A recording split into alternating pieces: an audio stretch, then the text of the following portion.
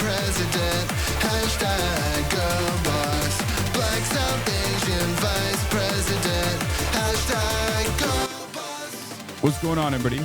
I hope everyone's having a fantastic evening, afternoon, pre-noon, no matter where you are in the world. I'm Hasan in this Hasan. Our broadcast coming to you live from sunny California, Los Angeles. Folks, we're live and alive, and I hope all the boys, girls, and MBs are having a fantastic one because today's a beautiful day. Today's a wonderful day. That was More Women Drone Pilots by Vikas Music. As you guys know, you've seen that one before. I'm live, I'm alive, and I hope everyone's having a fantastic one. It is the last day of July. This year has passed in some ways incredibly expeditiously, but also in other ways it feels like it's been a crawl. Are you going to address accountability for white left streamers from SEANDABLACK'S? What happened? We, as the left of center movement, including liberals, have spent the last What 8 happened? months. What is this? Don't sludge SEANDABLACK chat. Yeah, no, SEANDABLACK is the GOAT. What is it? What is chat talking about? Radically changing everything about the way we approach politics for straight white dudes. We've radically changed the way that we approach politics as a whole. We've specifically named it, right? We've named it for the past 8 months since the election. They're saying, okay, we are only going to hyper fixate and focus on only how we attract straight white men, young straight white boys. And people got mad at the very clear assumption, the idea of maybe talking to black people. The idea of talking to black people, right, was so radically and fundamentally off-putting to white leftists, but they were totally fine with radically restructuring the entirety of the media ecosystem around politics, around straight white men. I agree with this, but the one caveat I have is that white supremacy is such a powerful force that I think young black and brown kids, young black and brown men also literally positively respond to white supremacist adjacent or white centric content in a really devastating way. This is part of the reason why. Wait, is he calling you out? No, he's not calling me out. What do you mean? I don't do this anyway. When have I ever literally been like, no, why don't we care about the feelings of white men? I don't do that. I think that is the reason why, as a matter of fact, that's the reason why the Trump movement has become this much more diverse movement. American fascism is not as segmented by racial boundaries as we would normally expect it to be. In some ways, it still obviously is, because yes, black people don't fuck with Trump, broadly speaking, right? But there is certainly a diversity element that did not exist before, I think. And I would go so far as to say it did not even ever exist in any other historic fascist movements. You don't have just some collaborators. You just straightforwardly have loyal soldiers, loyal servants of white supremacy that happen to not be white.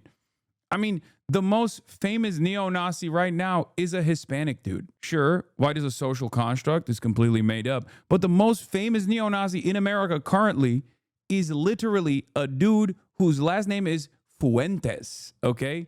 Nicolas Fuentes. Yeah, you got Dinesh D'Souza. You got Kanye West trying to do his thing. I don't know. I mean, he's not getting a lot of, I don't know where he is, but it's not like the David Dukes of the world any longer, if that makes sense. It's the whole, yeah, Stone Toss is Puerto Rican. Stone Toss is a very famous Nazi comic, right? He's fucking Puerto Rican. In a weird way, white supremacy has become more diverse as a direct consequence of how diverse America is. But on the inverse of this, people do respond to white-centric content and white-centric commentary, not only because the definitional sociopolitical construct of whiteness is constantly expanding to encompass that comfortable 60 to 66% of the population, no matter what, and therefore more and more people bracket under the banner of whiteness, but also at the same time, I think people just respond to that kind of edgy humor more positively. This doesn't mean that you should lean into it. This doesn't mean that you should create a permission structure around like being horrible little bullies to people on the virtue of someone's the color of their skin or their ethnicity, their background. Of course not. But I think it's important to still ultimately recognize like where, like when we're messaging, because that's what we do here, right? Myself, Sean the Black, everyone does this. That's the only caveat I would say is that like it's unfortunately an unavoidable force that you have to be cognizant of. And I mean, this is silly for me to say to a young black man. He already is cognizant of this. Regardless, he lives it every day. Totally fine with that. Legacy media throwing away everything that they've known to be like, we need specifically and primarily a Joe Rogan of the left to talk to only straight white men, and everybody's fine with that. See, that's the reason why I added the caveat, because like Joe Rogan's audience, I'm willing to bet, is fairly diverse, right? It's not just straight white men. It might be like straight white male centric politics, but it's not. There's hella Hispanics in there. There's hella Latinos in there. There's black people in there. You know what I mean? It's definitely more on a, it's definitely more divided on the gender side than it is like racial politics. American politics is so busted, man. It's so busted. It's so broken. It's hard. It's hard to put a finger on it. But yeah, no, I'm not missing the point Sean is making. I agree with the point that Sean is making. The point that he's making is the exact same point that I made as well in the aftermath of the 2016 election, when they did this exact same thing in the aftermath of the 2016 election, where everyone was like, what happened to the white working class vote? Where are the white working class? Why did the white working class go and vote for Donald Trump? Blah, blah, blah, blah, blah. We got to win these white working class people back. It's like, it's stupid. He's fine with the journey to find the one piece of politics, which is how do we create the Joe Rogan of the left? Nobody has any problem with that. But when you have just the slight assumption, when you have the notion, the mere suggestion of, hey, let's talk to black people, people act like you killed fucking God. Like, what are we talking about here? Are we insane? And that's not indicative of white supremacy? Hispanic dudes possibly, but not many black dudes fuck with Joe Rogan. No, black dudes fuck with Joe Rogan too. Dude, everybody fucks with Joe Rogan. Nobody bats an eye at, yes, we need to radically shift how we talk about media as a whole to center straight white men. But when it comes to FD being like, hey, let's go to church and talk to black people, people are like, how dare you? How dare you? It's ironic. Oh, wait, why would people think I'm like disagreeing with Sean on this? This is literally what I've been saying nonstop. This was a big weakness for Bernie Sanders. This is something that I also personally recognize.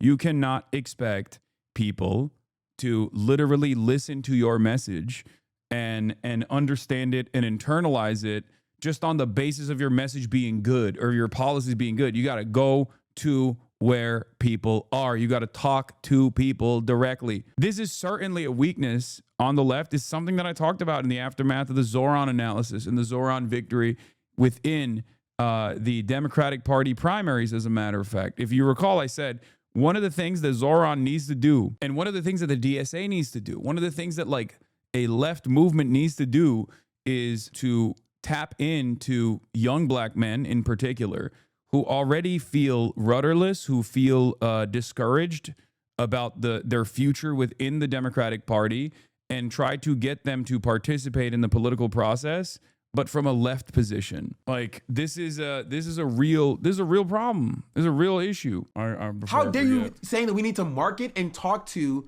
the issues that black people face? Yeah, you liberal, you freaking liberal, you wrecker. How dare you say that we need to talk to what black people face? It still kind of goes back to the idea that like any sort of racialized politics is instantly supposed to be like liberal coded or something. It's not. Like black people are working class too. You got to talk to them, you know? You got to. This is not, and this country has a long history of revolutionary black politics. It's been gutted and destroyed through violence, like direct state violence, right? Assassinations, prosecutions, and then there's a decent amount of co-opting as well. But ultimately, it is something that any working class movement has to focus on. That's it. No, black people should just suck it up and be happy with the free healthcare, right? Then like the election happens, be like, wait, no, We have to speak to the needs of white people. We need to speak to the needs of young white men. Why is nobody talking to and reaching young white men? We need a Joe Rogan of the left that speaks directly to their issues. And people are like, hey, can you speak to black people's issues? Why I was concerned about the way white leftists reacted to the Zoran Columbia story, arguing that Zoran could put African American as the same saying Elon Musk is the wealthiest African American, give me flashbacks to how Bernie supporters acted in 2015. Oh, I know. I talked to FT Signifier about this as well. Guys, that is literally bait. If you're in this community for 44 months, you have to recognize that that is just bait. First of all, I know people are going to get mad at me for saying this, but we do live in a fucking white supremacist society. So at the end of the day, there is going to be some biases being demonstrated there, some blind spots coming out of a place of privilege, right? When someone even jokingly says that, if it's an ally, you can have a normal conversation with them and be like, hey man, that's like not funny. It's just like kind of weird to say. And that's fair. But recognize that was bait placed in the media, in the New York Times, specifically to invoke this kind of sectarian division, this racialized division. That was the whole point, so that people, especially like Gen X black people that are understandably pretty tuned in to any sort of like white supremacist takes, are going to go, oh, these guys don't give a fuck about us. That's why the Bernie bro stuff was so prescient. Like, it was so successful for a lot of people. That plus like the turnout machine. I think Sean is placing an emphasis on the application of responsibility of white leftists to consistently self-reflect and check themselves when they're perpetuating white supremacy. This chat sometimes does that through the woke of the day thing whenever they hear a POC voice, like you mentioned, saying that's liberal coded. That's not, more often than not, that is literally done on the basis of not someone who is adding to the conversation in a productive manner. And there's always going to be, in a large tent, there's always going to be fucking people that go, this is not within my comfort zone. This is an unfortunate reality with coalition building regardless. It's for people who are concern trolling and are demonstrating a narcissistic desire to be heard when we're talking about something entirely separate. I think people understand exactly where that comes from. You understand it for other things. You probably have seen me do that for something you care about that you think was a valid point. And then, of course, you go, oh, wait, hold on. This is like inappropriate. This is inappropriate that he said this is a woke of the day. Look, the reality of the matter is, okay, if you want to bring in people that are born into a system where they've never had to reconsider their stances and take certain things for granted, and understandably have developed like a white supremacist opinion or a transphobic opinion, you are going to encounter biases. You're going to encounter microaggressions, things of that nature. If I were to try and sanitize every minutia, everything that happens both in this massive community and just in general on the internet, I would not be able to get across anything that I want to get across. I would not be able to cover anything that I want to cover. And it would be utterly unproductive overall. This is the reason why there's a method to this madness, if you will. It would be a permanent stun lock, back and forth. The goal for me always is to get people who are in the margins to no longer have these kinds of biases over the course of a long, extended period of time. And that's part of the reason why this community has grown so much over the past 8 years. Because everybody, at the end of the day, has some kind of blind spot born out of their privileged position. It would be incredibly hypocritical of me to act as though that is not the case for every single person's starting position. Your community isn't safe for marginalized people. See, this is what I mean. This kind of stuff is ridiculous. Like that's okay, sure.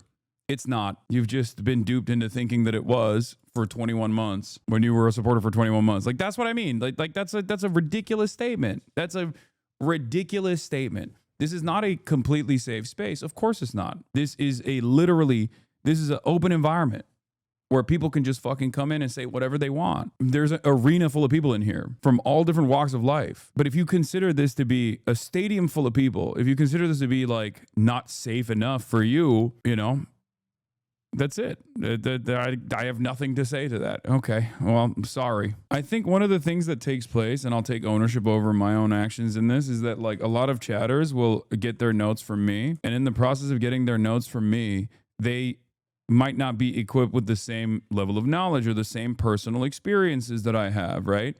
And therefore, they will turn around and behave in the same way that I'm behaving, right? Like they'll use it in an environment where it's not appropriate to use it. Like they'll just be like, "Oh, you're being woke of the day," when someone is making like a valid claim, right? Without truly understanding like why I sometimes push back on people pressing on certain issues. Like when that person said this is not a safe space for minorities, it's like, okay, I mean, sure. And I think that's the issue, where there's a lot of dogpiling as well that takes place, and then that pisses people off, especially when they are making a valid concern. And I'm sure, like, I'm a human being at the end of the day. I have privilege, I have biases, I have blind spots. I'm sure I fucking misfire too. I mean, I do. And then I try to take ownership over it and recognize it when I do. But ultimately, what I try to get across is that people are imperfect, myself included. And we should be more understanding of people when they bring up concerns. But also simultaneously, there should also be a recognition that, like, there are definitely people that are on their own journey of learning and might get something wrong or might even come across as like annoying or shitty. But it's not the same as like a person reinstating white supremacist values. It was more so about when minorities talk and the response they got. Yes. In most circumstances, I think people don't realize, like, they either see the afterthought or they see like the worst possible version of this. But like, you know what comes to my mind about like not placing minority opinions in the forefront of my conversation? That one crazy lady who came in here and was like, well, I'm a Native American and I think we should get all the Mexicans out. It's like, what are you fucking saying, dude? I don't give a shit what your background is at that point. Like, what do you mean? Like, do you see what I mean? Do you remember that one lady who was like, I'm indigenous, like I'm a Native American living in California, and I think we should get all the Mexicans out. Do you think that this is reflective of like indigenous politics? Do you think we should be doing standpoint theory in that situation? When I shit on that person and say your background should literally have you saying the exact opposite of this position that you're currently demonstrating? Like, is that fucked up? Is that me reinstating white supremacist values or whatever? More women drone pilots, incarnate chatters have to stop viewing identity as the whole ballgame. Exactly. It's also additionally ironic because like she was like, I'm indigenous and I think we got to get the Mexicans out. It's like, okay, well, yeah, they're indigenous too. Like, what are you talking about? Like, half of the people you're saying we got to get them out are not the white Mexicans. They're the indigenous Mexicans. When people say listen to minority opinions, that doesn't mean you have to listen to everything they say. It just means doesn't immediately brush it aside. No, I mean, I don't. Or at least I try not to. This feels like a bad faith argument because most of the time you're disproportionately shitting on liberals of color in a tone I've never seen you use for open white supremacists. Wait, what? This is what I mean. This is why I don't do this kind of stuff. It's got to be bait, right? Liberals of color. I shit on liberals of color more than I do open white supremacists. I can't tell you what I think should be done to open white supremacists. I get banned. You said absolutely. Yeah, okay. All right. Well, good luck to you, chatter. These kinds of chatters are exactly how Hillary Clinton sabotaged Bernie's image in 2016. I need people to understand, like, this kind of conversation, like, it doesn't work. It's just, it doesn't. I'm glad that person demonstrated exactly what I usually push back on. Like, that statement is just incorrect. Like, you know what I mean? Chatters is like, yo, excuse me, you've been so bigoted to Cory Booker for being a supporter of Israel's genocide. More so than what? What I've said about Randy Fine? Are you crazy? Are you insane? I'm a brown Muslim man from Britain, and I have to say the way you speak about British people is definitely problematic. Yeah, fucking hell.